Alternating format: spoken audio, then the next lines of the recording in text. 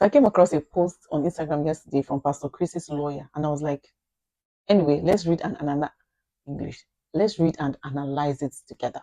Early in his pastoral stage, a certain woman came up and alleged that she's pregnant for our client. Being a responsible and a respected young gospel preacher, our client accepted responsibility and decided to marry the woman in question. Wait a minute. I thought pastors are supposed to preach against sex before marriage. Or did he? Okay. Shortly after that, the lady began to live a life unbecoming of a preacher's wife. You're a pastor. Why didn't you deliver her? And unfortunately, she took in the second time. Unfortunately. God bless you the second time. And it's unfortunate. Interesting. Our clients continue to shoulder the responsibility as the father in the pursuit of peace and unbroken home. Now, me go shoulder the responsibility before. In the course of life, unfortunate ordeals befall our client who was kidnapped and kept away for 50 days. Kidnappers carry pastor. They no fear.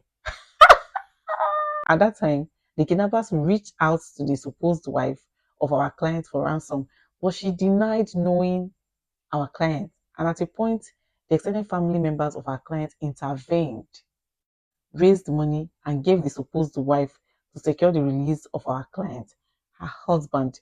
Unfortunately, the woman diverted the money and made a fool of the kidnappers.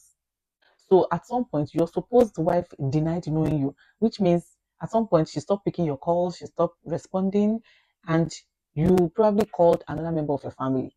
So when you call them, you did not explain to them that your wife has denied you. And after you did not explain to them, and somehow they still gathered the money and gave it to her. Nice one. By divine intervention and mercy, our client was released from his abductors without any help from the supposed wife. Wow. Despite the larger family's intervention. Okay. When our client was released, he had misunderstanding with the supposed wife, following from her neglect of him while he was abducted.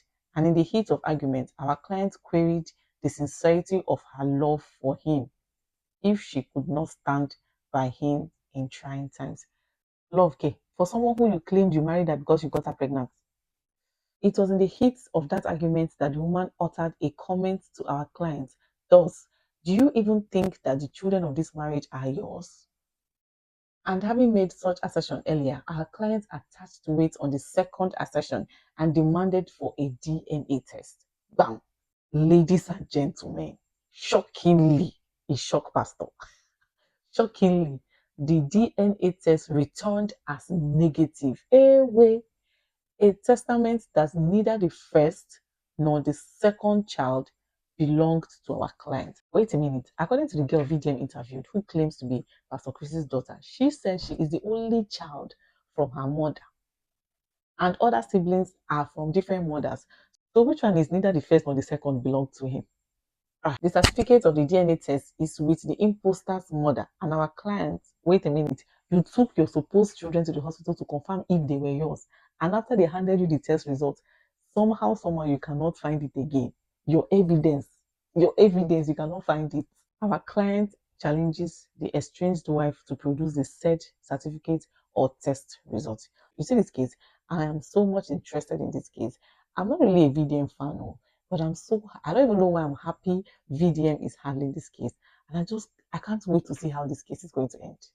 I can't wait.